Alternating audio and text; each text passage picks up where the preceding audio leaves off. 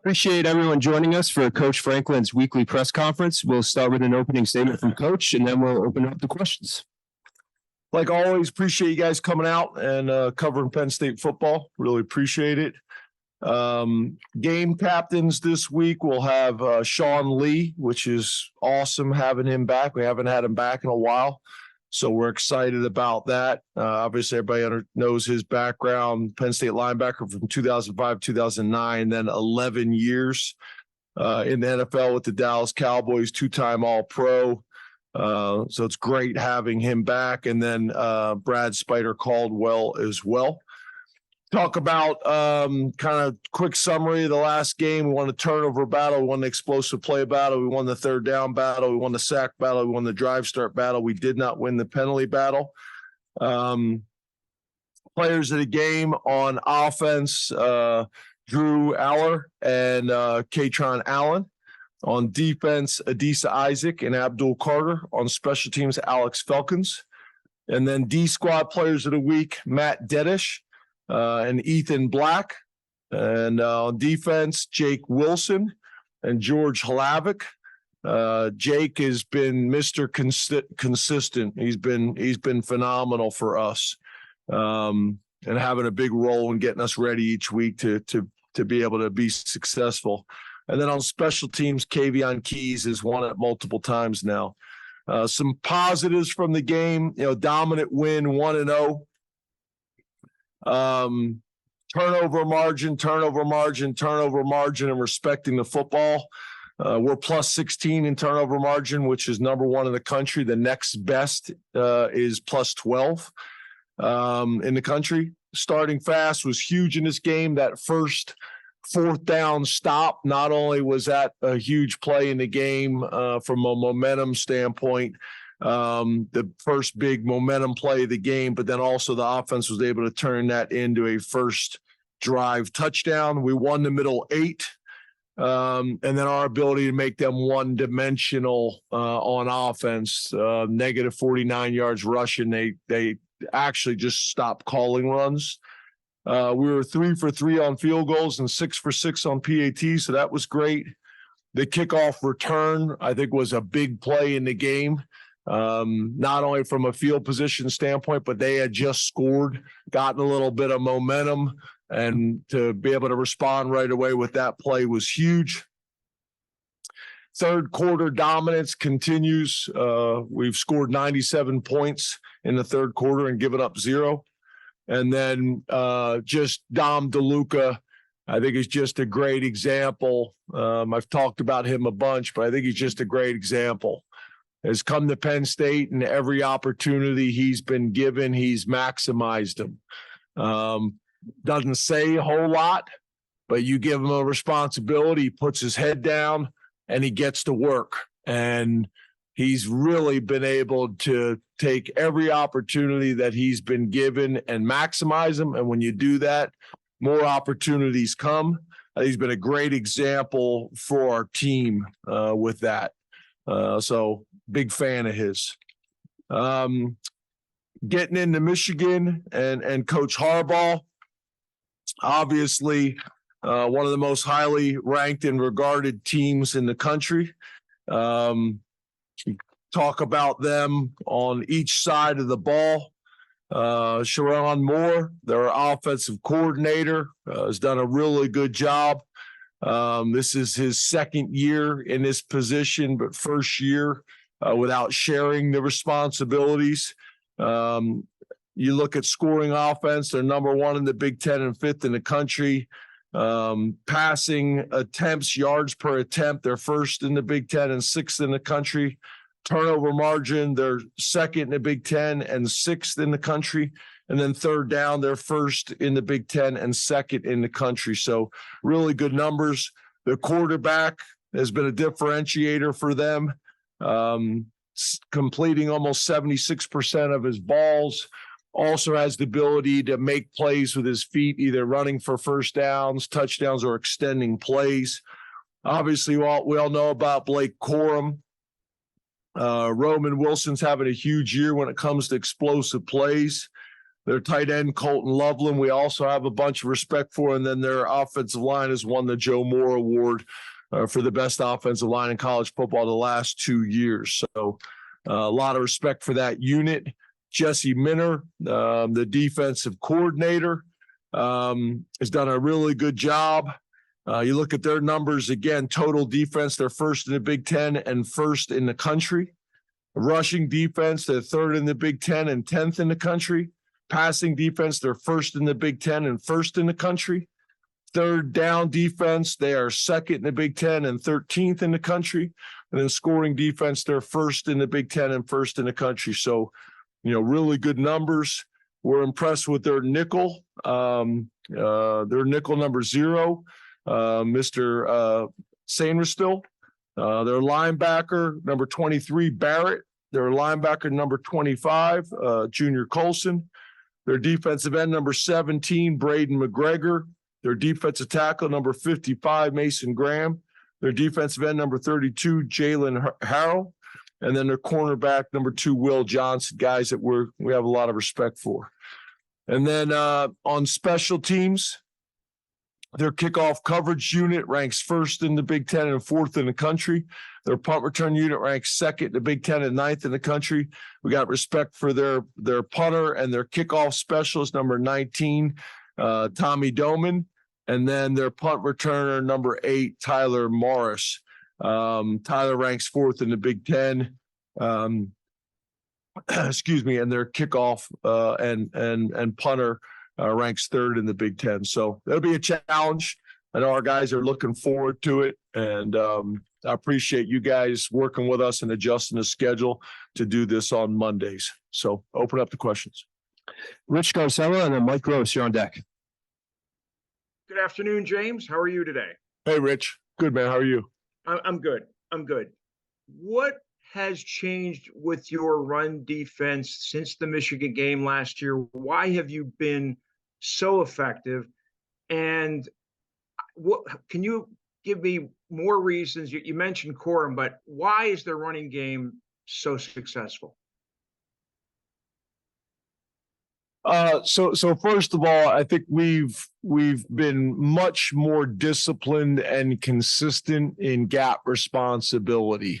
There's been times where we've tried to make plays and get out of our gap, and against gaps and against good teams, the ball will find the open gap.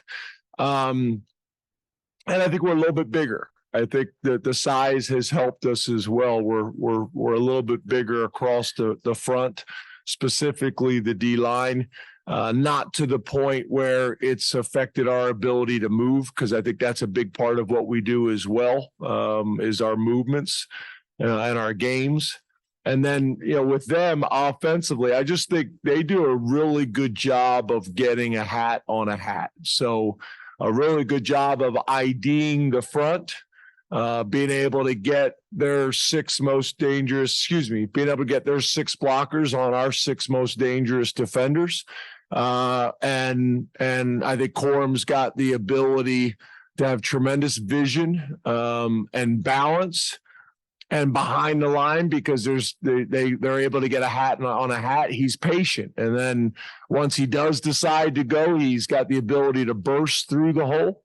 And even though he's an undersized guy, he's a powerful guy, and he's always falling forward.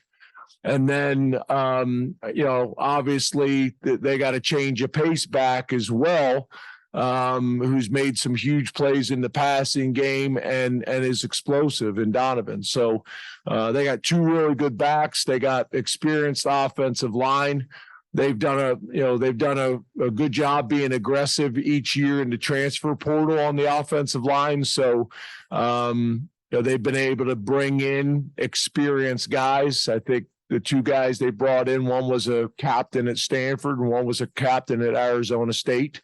So they got veteran guys in that room, whether it's their own guys or guys that they've gone out and gotten.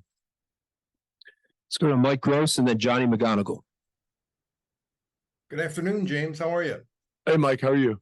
I'm good, thanks. The stuff that's been swirling around Michigan this year has brought the whole idea of signal stealing and signal protecting sort of into our consciousness and into the public consciousness, but obviously it's something that you're always aware of. So the question is, have you had to spend more time on that and deal with that more this year than other years, and this week more than other weeks because you're playing Michigan? Yeah, I know these questions are going to come this week. I'm gonna focus on the things that we can control.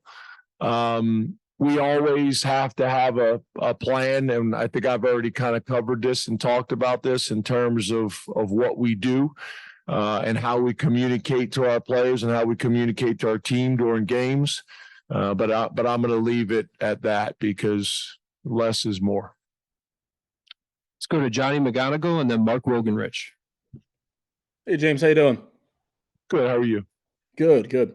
You mentioned J.J. McCarthy being a differentiator.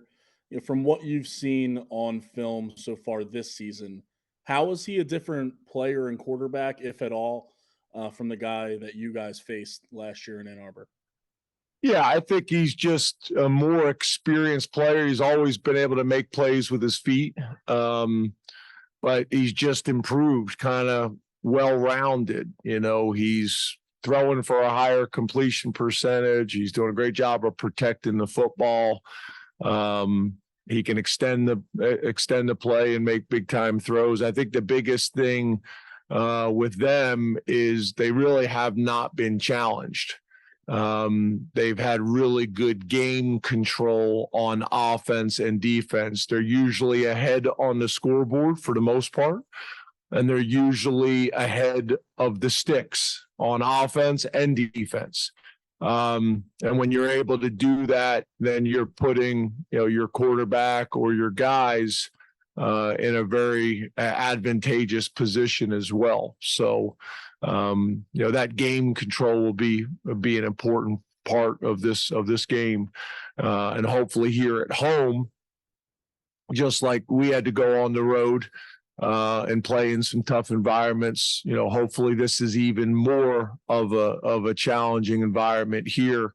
I just got off doing a quick call, and somebody asked me about the 12 o'clock game compared to the 7 o'clock game. And I actually think sometimes the 7 o'clock games, the whiteouts and things like that, they can be a little sleepy. It's late at night, guys are tired. The 12 o'clock game, I think, is going to be a much better environment because between the coffee, Dunkin' Donuts coffee, and then between the sugar from the donuts, our fans will be ready to go. We'll be in that stadium early because we're a morning group anyway.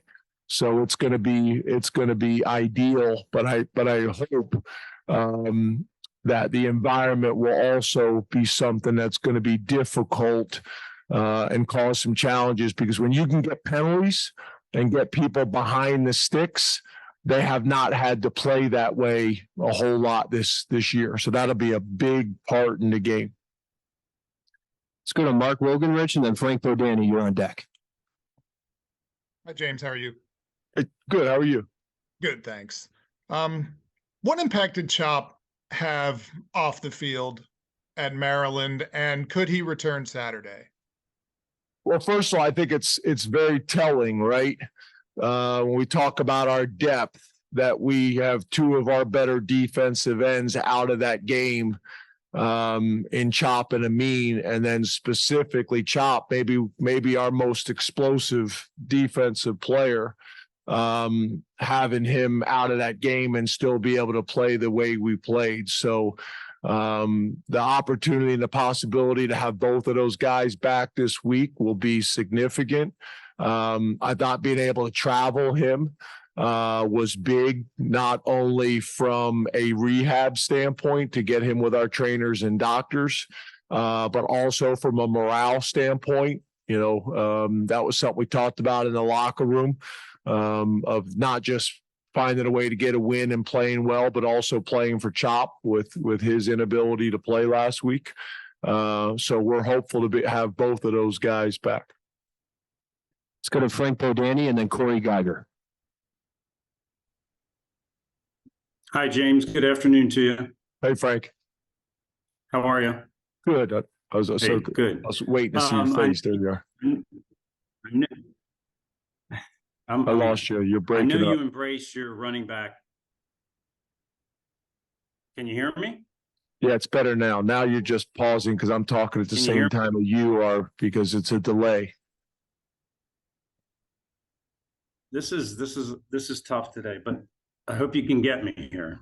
You're not in your I know normal you place. embrace your running back company. You're not in your normal room and place. I'm not. I'm in the office, which is causing some issues, but we're gonna get through it. I know. Great Wi-Fi at that office. I know you embrace your running back. It's terrible. It's terrible. That's a story for another day. I'll shut up. So I know you embrace your. I know you embrace your running back combination. Is there a way that this can look where you will go with a lead guy at this point in the season? What would that look like? And is Katron close to possibly getting that status? Yeah, I think, we did this last year and it was pretty successful. And we're doing it this year and it's been pretty successful. And we've talked a ton about the running backs and having a way to keep those guys fresh for the fourth quarter, but also for the length of their careers, not only at Penn State, but afterwards as well. So we feel very comfortable with the model and the plan and how we're using it. Last question from Zoom, Corey Geiger. Hi, James. Hey, Corey. You have faced challenges this year, both at Ohio State and in some other closer games. How much do you think the fact that your team has been challenged in some games has helped prepare you for this kind of opponent? Yeah, I think it definitely helps. I think, whether it's being on the road or being at home or from a scheduling perspective, who we've played out of conference, all those things are decisions that you make and strategy that prepare you for games like this. So yeah, I think it's been helpful. I think it's been beneficial. There's been some games where, I've watched them. There's been some games, not just the cut-ups. There's been some games where, they've, maybe started out a little slow or were down early on, but they've been able to wear people down over the last couple of years. And even if they gave up an early score or something like that, they've been able to wear people down and be able to get a significant dominant win. So I think it's helpful.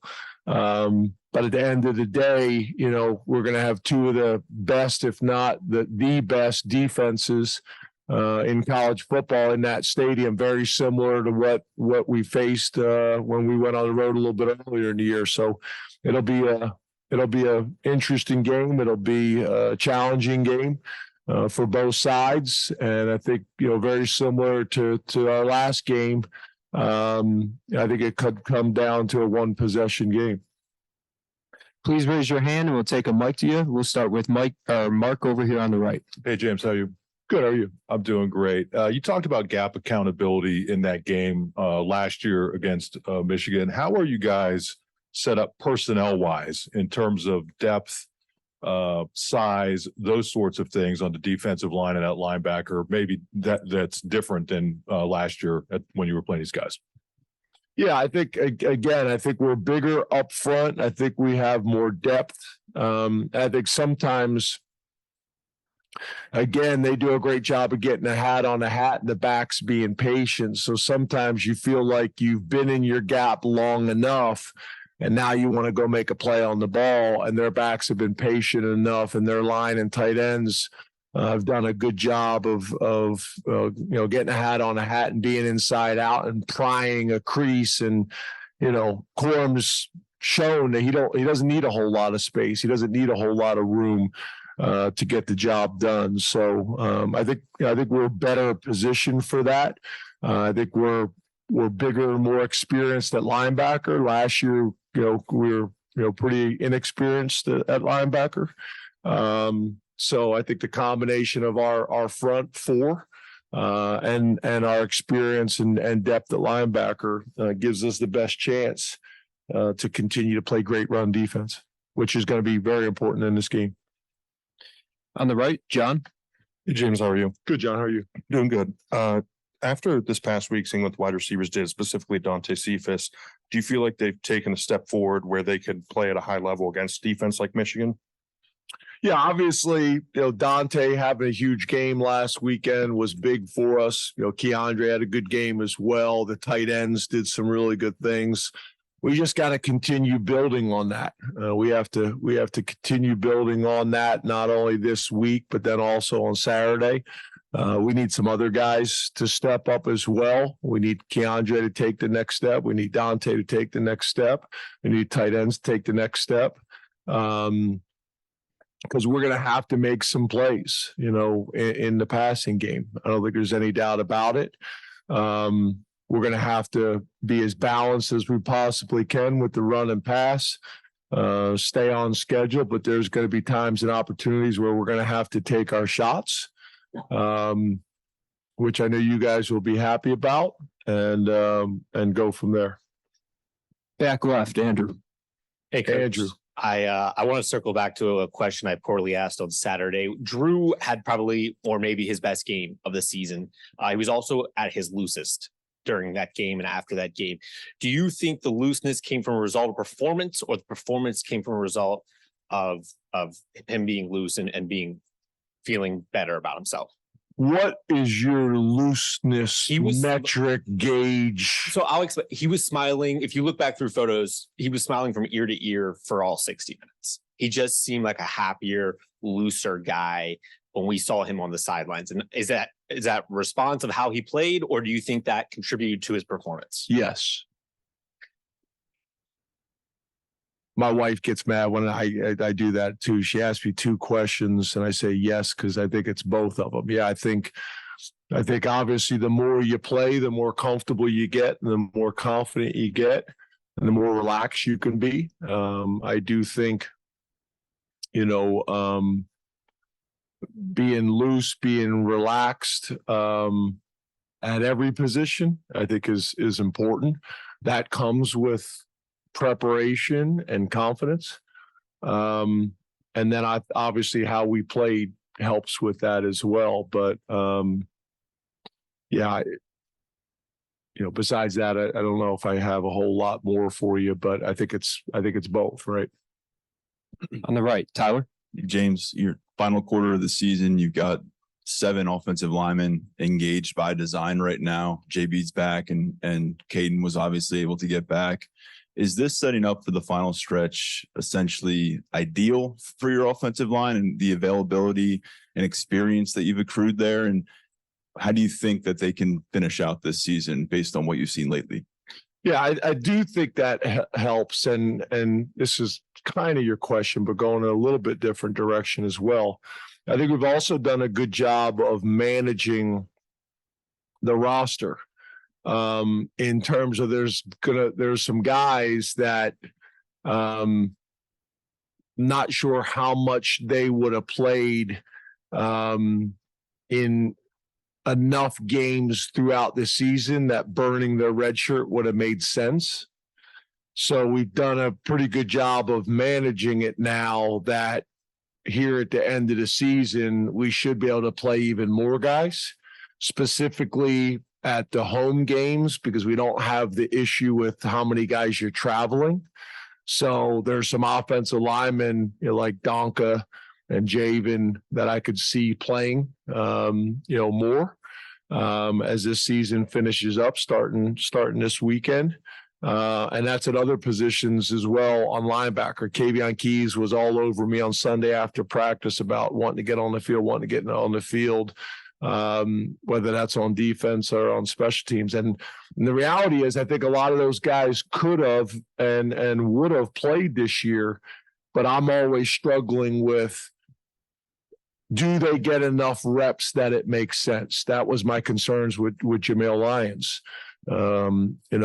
We ended up deciding to move forward with Jamil, but I want to make sure at the end of the year when we look back at the reps that it was enough reps that I feel good about it, Dion feels good about it, and Jamil and his family feel good about it. Because there will be value for that moving forward. And then with the offensive line, specifically to your question, yeah, I think Shelton's gotten a ton of reps. I think Venga's gotten a ton of reps, which has helped, I think, keep both of our tackles fresh and healthy for most of the year. The easy thing would have been to say we're just going to leave Olu on the field, but getting Shelton over to left tackle, which is where he's most comfortable, I think has also helped Olu. Same thing with Venga. Venga being able to get reps at both guards on both sides of the ball, which again isn't always easy for guys to do that, to be able to go to both sides and get in different stances and have different opposite footwork. So yeah, I think that's been valuable. And again, hopefully with these other guys, getting some reps as well, that may help us even more moving forward. Way in the back, T. Frank. Hey, James, I'm going to ask you about your defensive tackle size again. Just kidding. Sorry. Clearly didn't read the room. For linebackers, it seems over the last couple of weeks from a run perspective have taken things to a new level with Kobe and Abdul specifically. Just wanted to get your opinion on their growth and their awareness of the things going on around them. Yeah, I thought Abdul, played his best game. Was flying all over the field, was playing kind of within the structure of the defense, made a ton of plays, but you more that you felt his presence on the field.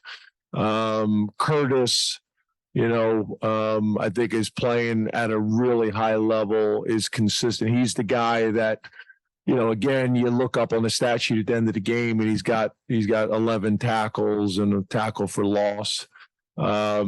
Kobe's, been steady Eddie all year long. I thought Elsdon played well last week. Obviously, Rojas playing well, so that goes back to the depth that we're talking about. Dom DeLuca, as you guys know, is the man. I've said that kind of over and over and talked about all the reasons why. Excuse me.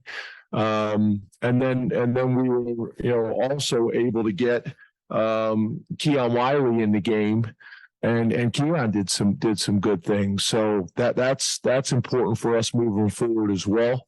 And again, to your point, that's going to be important this week because it's not going to be just the D line that's challenged by this O line, tight end, and running back group. It's going to be that front seven and their totality up.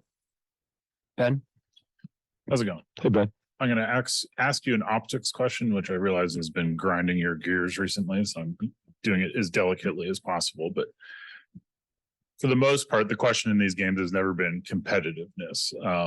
But when you take off your coaching hat and put on the trying to get people to buy into where you're at and where you want to go hat, do you think there's a big picture need to show people a more complete game offensively in juxtaposition to how it went against Ohio State, against a similar defense on a similar platform in a similar sort of game? Yes. Yeah. I think that's a fair question. But again, you're playing the number one, the number two, the number three defense in the country, and they're ranked that for a reason. They're ranked that for a reason. So, but yeah, to your point, yes, there's no doubt about it. But again, the rankings are there for a reason, and for the same reason why people struggle against our defense. But yes, there's no doubt about it that in these types of games, we have to show that we can manufacture yards and points against whoever we're playing. But I think there's a way to do that, and I also think. As a coaching staff, we got to be patient. and we got to capitalize when those moments come, because there's about 4 to 6 moments or plays a game in these types of games that you got to capitalize on them, and we need to capitalize. So, yeah, fair question, and I hope I answered it. Neil. James, your flashlight's on, just so you know. That happens a lot with you. Sorry, that's one for you. No. It's not. This isn't a battle. I'm just telling you, your flashlight's on. I don't want your battery to go dead. Thank you. Last year, maybe not the final score, but you guys were, pretty in the game. Maybe like you said, 4 or 6 plays away. How much can you take away from that in building some confidence for this year? Yeah, I think that kind of goes back to what I was saying a little bit to Ben's question is, that's where I think we're going to have to be patient. I mean, could this game turn out to be, a game where there's multiple touchdowns scored on both sides and it comes down to a 1-possession game and more of a shootout? Yes. Is it more likely to come down to a low-scoring game and a battle and a 1-possession game and 4-minute, 2-minute type situations at the end? That's probably most likely. So for us, we got to make sure that we don't lose patience. There's going to be times where punting, may be the best option. And, we got to manage this game. And when the opportunities present themselves, we got to take advantage of it. So I think patience is going to be critical. I look at the Iowa game. I think that was one of the most important things that we did. We came in at halftime and I said, don't get impatient. Keep doing what we're doing. Against a really good football team and a really good defense, one of the best defenses in college football and has been for a long time. Don't lose your patience. And I think sometimes as an offense or as an offensive play caller, you can do that. You can do that. There's also, there's been a lot of reporting on the status of Jim Harbaugh. I just wondered, how much you guys are following that and whether you have any expectation on his status for this week. Your flashlight's still on. Will somebody help him with the flashlight? No. I was going to try to use that it didn't work. I'm focused on all the stuff I see on film. That's what we're focused on, is all the stuff that we see on film, their players, their scheme, all the stuff. When I say see on film, what we see on the coach's copy of the film, the stuff that's going on between the sidelines, the 53 and a third, that's what we're focused on. We got time for 2 more, Audrey and then John. Should I turn his flashlight off or something? Please help him. Somebody. Last year ahead of the game, you called it big boy ball and said, in the trenches that you guys kind of needed to be prepared. How do you feel like that mentality or that adjustment has kind of transpired? Because I do think some of that is a mindset, right? In both of the trenches, that you're going to be physical, because in some of these types of games, that seems to be a bit of a differentiator. Yeah, I think so, for sure. It's funny is I think people would describe Big Ten football like that.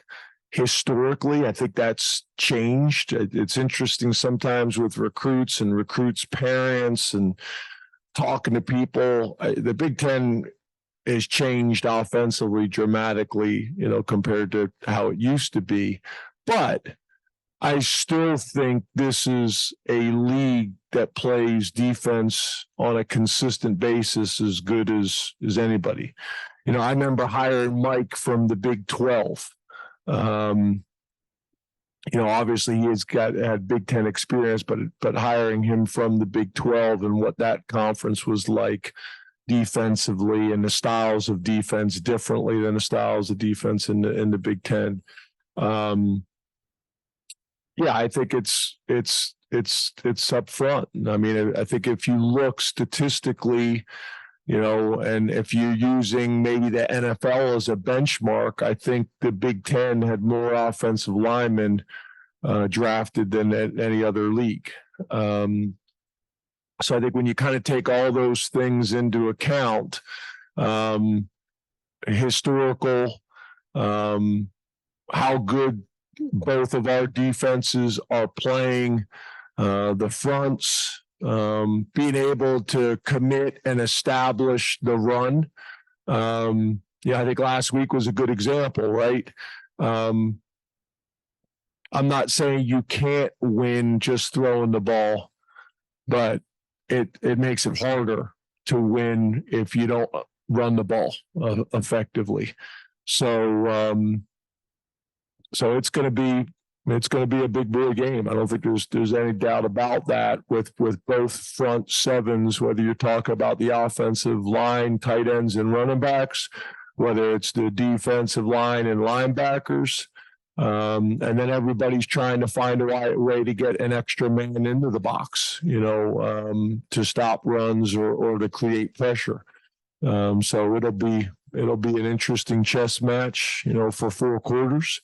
It's going to be a physical game. Your flashlight is back on again. Yeah, no big deal. Just information. But yeah, it's going to be a physical game up front. I don't think there's any doubt about that.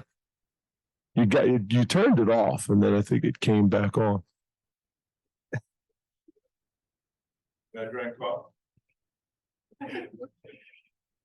Last question on the left, John. James, how you doing today? Good. How are you? Good. Hey, along those lines, your offense has scored a number of touchdowns this season, like K-Tron's on Saturday, where Drew, Bo, a running back, they'll get to about the 5-yard line, get hit, appear to be wrapped up, and they just keep moving. And then the offensive line and really the entire offense will push them across the goal line. That attitude and that mentality of playing to the whistle, do you believe that says something about your offense that perhaps doesn't show up in the numbers? And if so, what? Yeah, I think that's really important, right? To finish blocks with a physical, nasty demeanor, to finish runs with a physical, nasty demeanor, and to finish plays with a physical, nasty demeanor. If you look, you should be doing that all the time, because the rule changes. The officials don't want to blow the whistle because they're afraid they're going to blow the whistle early and the ball may have came out. So they don't want to blow the whistle early, but then that also puts you in a bind. I get frustrated then when they'll throw a flag on somebody before the whistle had blown. I'm like, well, how is the defense or the offense supposed to know that? You can't have it both ways. But to me, on offense, we want to finish plays like that. On defense, we want to finish plays. How do you show your value to the defense? How do you show your value to the offense? When the whistle blows and you freeze the camera, are all 11 or at least 9 of the 11 guys in the picture frame around the ball in that tight copy.